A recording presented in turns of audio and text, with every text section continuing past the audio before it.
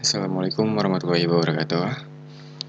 Nama saya Ipane Parmana. Di sini saya akan mengerjakan tugas kuantitatif, yaitu untuk uji validitas, variability, dan regresi. Oke, menggunakan SPSS. Yang pertama kita pindahkan data codingnya dulu ke SPSS.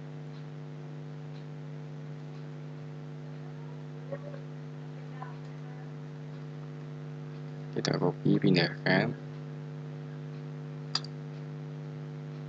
di data view. Lalu kita pindahkan variabelnya juga.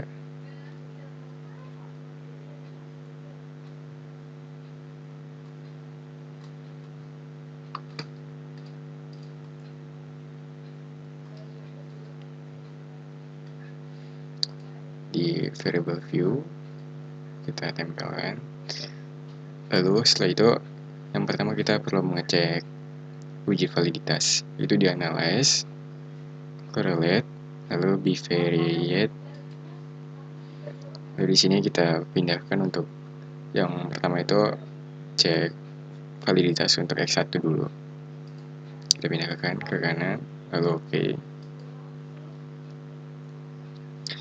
Nah, di sini nilainya itu ada bintang 2. Ini otomatis valid. Atau kita juga bisa hitung manual dari Airtable. Di sini ya. Kita lihat untuk pencari Airtable itu rumusnya responden dikurang 2. Dikarenakan respondennya 49 dikurang 2 jadi 47. Jadi untuk Airtable-nya itu 0,2816 ya.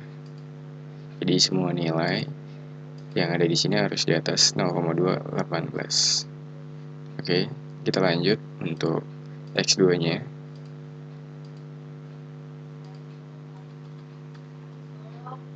Kita pindahkan, lalu oke.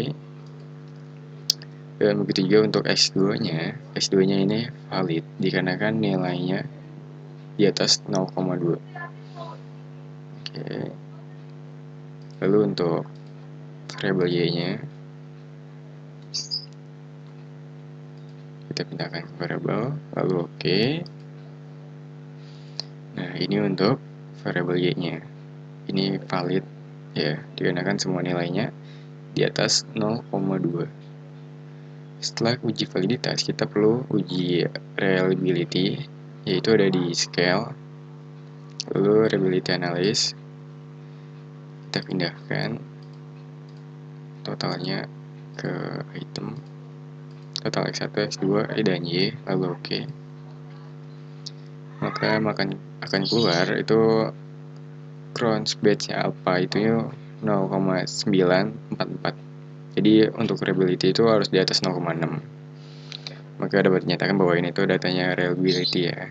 Lalu setelah itu kita cek regresinya.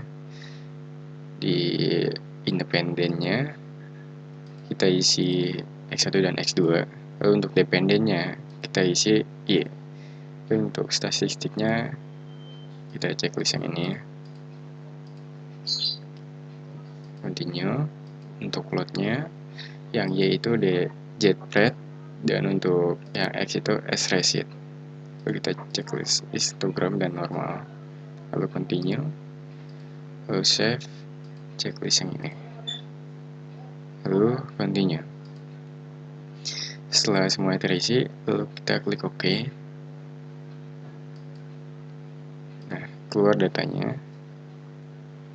Yang pertama perlu kita cek adalah standar deviasinya. Itu harus lebih besar dibandingkan standar error. Standar errornya itu 1,2. Sedangkan standar deviasinya itu 2,5. Oke.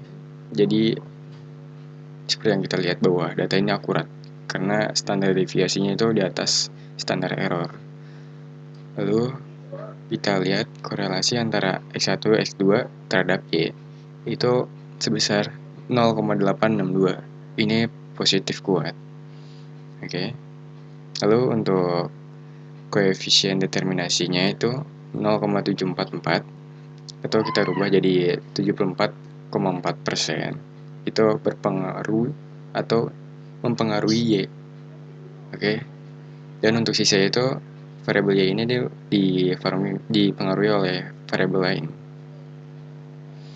Setelah itu kita lihat untuk persamaan regresinya itu ya, atau rumusnya Y A plus BX. Oke. Jadi nilai Y-nya itu Y sama dengan 2,451 ditambah 0,546 X1 ditambah 0,341 X2. Itu untuk persamaan regresinya.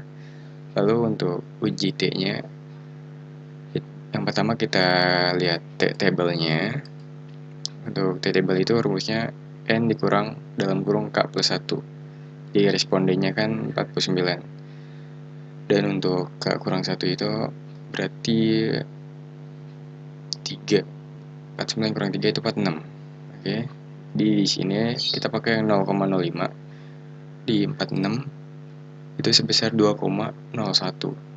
Oke, untuk T-table-nya. Sedangkan di sini untuk T-table-nya itu nilainya di atas dari 0,21. Oke. Jadi ini bisa dinyatakan bahwa X1 itu mempengaruhi Y. Lalu X2 ini juga mempengaruhi variabel Y. Oke. Dan dapat kita lihat juga di signifikannya itu nilainya itu di bawah 0,05. Lalu setelah itu kita uji F.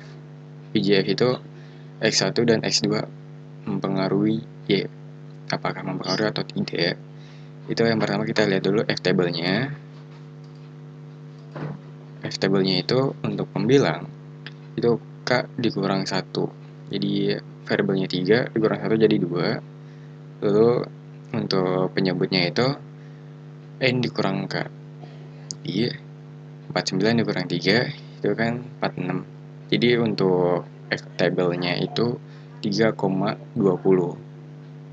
Dan nilai F-nya itu 66,732. Maka dapat disimpulkan bahwa X1 dan X2 itu mempengaruhi variabel Y.